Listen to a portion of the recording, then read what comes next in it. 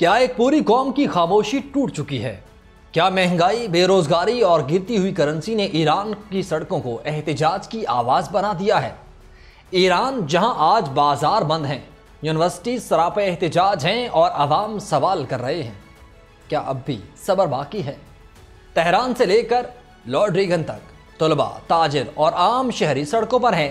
نعرے، گرفتاریوں کی خبریں اور بڑھتی ہوئی کشیدگی، یہ صرف احتجاج نہیں، یہ ایک معاشی بحران کی کہانی ہے۔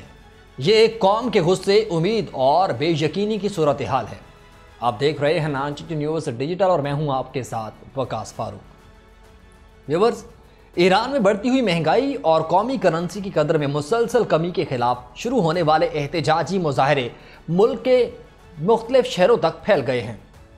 ایرانی اور بین الاقوامی میڈیا کے مطابق حالیہ احتجاج کے دوران پرتشدد واقعات میں ایک سیکیورٹی اہلکار سمیت 6 افراد کے جاں بحق ہونے کی اطلاعات موصول ہوئیں، جبکہ متعدد افراد بھی زخمی ہوئے۔ میڈیا رپورٹس کے مطابق ایران کے صوبے لورستان کے مختلف علاقوں کے علاوہ فسا اور ازنا شہروں میں مظاہروں اور سیکیورٹی فورسز کے درمیان شدید جھڑپیں ہوئیں اور بعض شہروں میں مشتعل مظاہرین نے سرکاری عمارتوں پر دھاوا بول دیا، جبکہ پولیس اسٹیشنز کو نظر آتش کرنے کی بھی کوشش کی گئی۔ صورتحال پر قابو پانے کے لیے پولیس نے مظاہرین کو منتشر کرنے کے غرض سے ہوائی فائرنگ کی، ربڑ کی گولیوں اور آنسو گیس کا استعمال کیا۔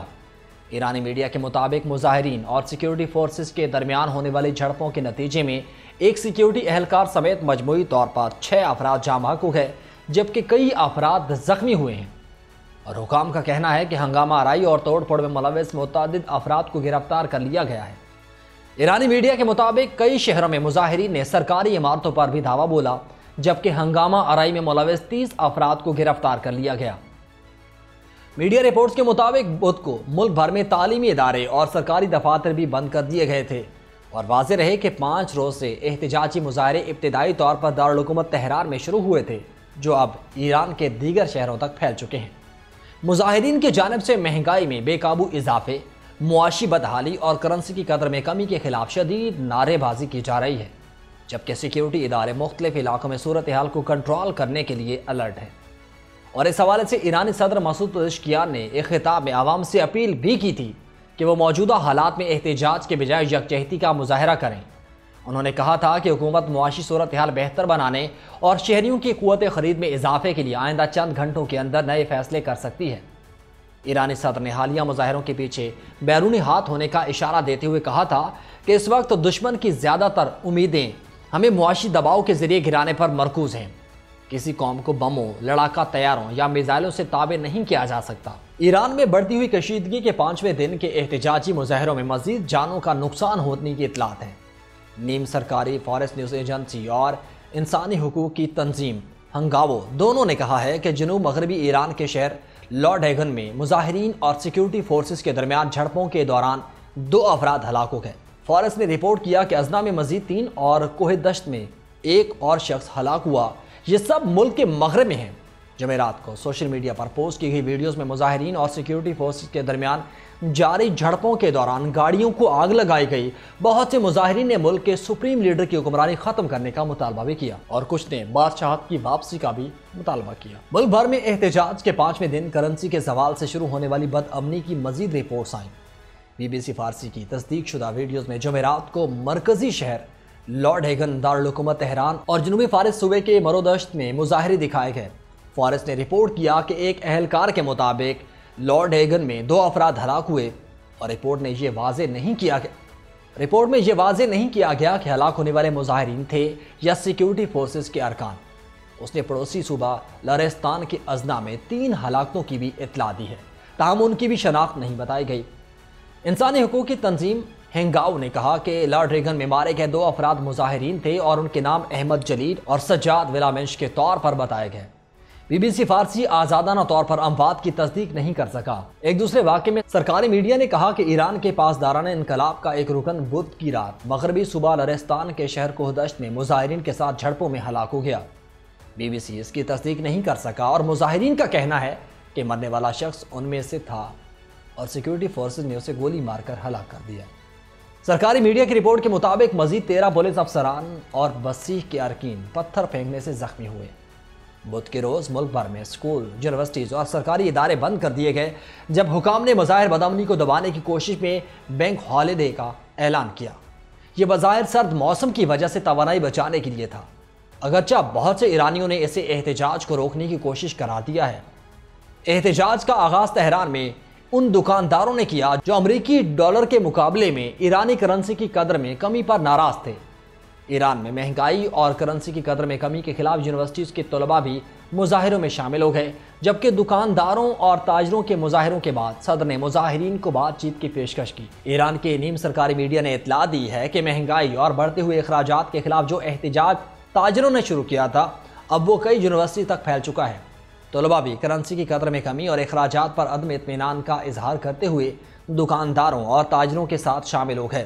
فارس نیوز ایجنسی کے اطلاع کے مطابق منگل کے روز دارالحکومت تہران کے 4 یونیورسٹیز میں سینکڑوں طلباء نے مظاہرہ کیا اور بعض دوسرے میڈیا اداروں کے مطابق 7 تعلیمی اداروں میں طلباء نے مظاہرہ کیا ہے۔ ایران کے خبر رساں ادارے ارنا کے مطابق مرکزی شہر اصفہان میں ٹیکنالوجی یونیورسٹی، زنجان جیسے شہروں کے اداروں میں مظاہرے پھوٹ پڑے ہیں۔ سوشل میڈیا ایکس پر امریکی محکمہ خارجہ کے فارسی زبان کے اکاؤنٹ نے ایران میں ہونے والے احتجاج کی حمایت کا اظہار کیا۔ اس میں کہا گیا ہے کہ امریکہ ان کی ہمت کی تعریف کرتا ہے اور برسوں کی ناکام پالیسیوں اور معاشی بد انتظامی کے بعد امریکہ وقار اور بہتر مستقبل کے خواہاں افراد کے ساتھ کھڑا ہے۔ ایرانی صدر مسعود پزشکیان نے تہران میں جاری بڑے مظاہروں کے بعد سوشل میڈیا پر یہ اعلان کیا کہ انہوں نے اپنے وزیر داخلہ سے کہا ہے کہ وہ مظاہرین کے جائز مطالبات پر بات کرنے اور حکومت کے رد عمل پر کام کرنے کے لیے مذاکرات کا اہتمام کریں، جبکہ صدر نے ایران کے مرکزی بینک کے گورنر محمد رضا فرزین کا استعفیٰ قبول کر لیا ہے اور ان کی جگہ سابق وزیر اقتصادیات عبدالناصر ہمتی کو نامزد کیا۔ رواں برس کے دوران امریکی ڈالر کے مقابلے میں ایرانی کرنسی ریال کی قدر تقریباً نصف تک کم ہونے کے بعد صدر پزشکیان نے کہا کہ ہمارے پاس مالی اور بینکنگ کے نظام میں اصلاحات اور لوگوں کی قوت خرید کو محفوظ رکھنے کے ایجنڈے پر بنیادی اقدامات موجود ہیں۔ امریکی اور یورپی پابندیوں کے دباؤ اور پھر جون میں اسرائیلی حملوں کے بعد خطرات کا جو سلسلہ شروع ہوا اسے دسمبر میں افراط زر کی شرح 42.5% تک پہنچ گئی۔ ایرانی میڈیا نے منگل کے روز حکومتی ترجمان فاطمہ مہاجرانی کے حوالے سے اطلاع دی کہ حکام مظاہرین کو تسلیم کرتے ہیں۔ انہوں نے کہا کہ ہم ان کی آواز سنتے ہیں اور ہم جانتے ہیں کہ یہ سب لوگوں کی روزی روٹی پر پڑنے والے قدرتی دباؤ سے پیدا ہوتا ہے۔ اور اس دوران حکومت حامی مظاہرین نے بھی منگل کے روز دارالحکومت تہران میں بڑا ہجوم جمع کیا اور پرچم لہرا کر حکومت کے ساتھ یکجہتی کا مظاہرہ کیا۔ ادھر اسرائیل کے ساتھ جون کی مختصر جنگ کے بعد ایران میں یہ حکومت مخالف پہلے بڑے مظاہرے ہیں۔ اسرائیل کے ساتھ مختصر جنگ کے دوران ایران میں حب الوطنی کے ساتھ ہی وسیع پیمانے پر عوامی یکجہتی کے جذبات دیکھے گئے تھے۔ سن 2018 میں امریکی پابندیوں کے دوبارہ نفاذ کے بعد سے ایران کی معیشت برسوں سے مشکلات کا شکار رہی۔ پھر ستمبر میں جوہری تخفیف اسلحے کے مذاکرات کو دوبارہ شروع کرنے کی کوششوں کی ناکامی کے بعد اقوام متحدہ کی پابندیاں دوبارہ نافذ ہونے سے اس پر مزید دباؤ میں اضافہ ہوا۔ پرائیویٹ ایکسچینج پلیٹ فارمز کے مطابق منگل کے روز امریکی ڈالر کے مقابلے میں ایرانی کرنسی تقریباً 1.4 ملین ریال پر آ گئی ہے۔ ایران میں حالیہ برسوں میں بڑے پیمانے پر عوامی مظاہروں کی تاریخ رہی ہے، حالانکہ عام طور پر حکومت اور سیکیورٹی فورسز انہیں دبانے کا کام کرتی ہیں اور عموماً انہیں مسترد کر دیا جاتا ہے۔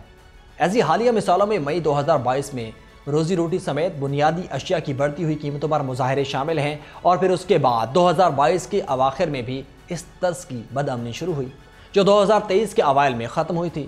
اس احتجاج کا آغاز ایران کی نام نہاد اخلاقی پولیس کی تحویل میں ایک نوجوان ایرانی کرد خاتون مہسا امینی کی موت سے ہوا تھا۔ ویورز، سوال اب صرف ایران کا نہیں رہا، یہ سوال ہر اس معاشرے کا ہے جہاں مہنگائی، نا امیدی اور بے بسی اکٹھی ہو جائیں۔ کیا یہ احتجاج وقتی غصہ ہے یا کسی بڑی تبدیلی کا آغاز؟ سڑکوں پر نعرے ہیں، ایوانوں میں فیصلوں کا دباؤ ہے اور دنیا کی نظریں ایران پر جمی ہیں۔ کیا حکومت اصلاحات سے حالات سنبھال پائے گی یا پھر عوام کی آواز مزید بلند ہوگی؟ یہ کہانی ابھی ختم نہیں ہوئی، یہ سلسلہ ایک باب ہے۔ آنے والے دن فیصلہ کریں گے کہ تاریخ کیا رخ اختیار کرتی ہے۔ آج کے اس ولاگ سے اتنا ہی، مجھے دے اجازت، اللہ۔